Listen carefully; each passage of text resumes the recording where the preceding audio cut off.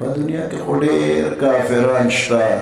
نو د هغې نورو کافرانو خلاف موږ جلسه ولې نه کوو چې د قادیانانو خلاف جلسه کوو نو د دې نورو کافرو خلاف به هم جلسه وکړو خو چې ته ونه کړه نه هم د هندو خلاف وکړو نه هم د سیک وکړله نه هم د عیسایي وکړله بس یوازې د قادیاني خلاف جلسه کوو دې که څه چل دی مثال په طور یو سړی په بازار کې شراب خرڅوي او غټ بورډ یې لګولی چې د شرابو دوکان هر مسلمان چې دې نوم ته دې بورډ ته وګوري نو نفرت یې پیدا شي دا خو د شرابو دوکان دی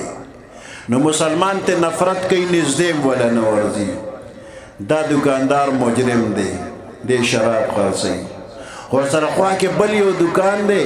هغه شراب خرڅوي خو هغه پې د زمزم لیبل لګولی دی چې ما سره سوچه د زمزم اوبه دي دغه مجرم دی او دا مجرم دی د دې یو خلاف موږ چغه نه وایو خو چې دا کم شراب خرڅوي او د زمزم لیبل پې لګوي نو د ده خلاف تحریک د ده د دوکان تس نس کول پکار دی ځکه دې د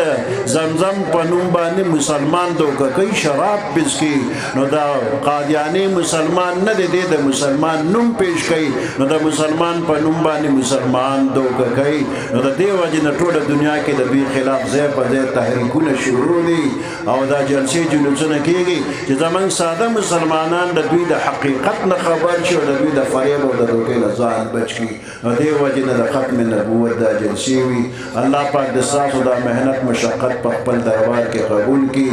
او عقیدې اصلاح او حفاظت د الله د ټولو کړي او دا کم خلق چې بدبخت دي الله دې ورته هدایت وکړي او که هدایت یې نصیب کړي نو الله دې نیستونه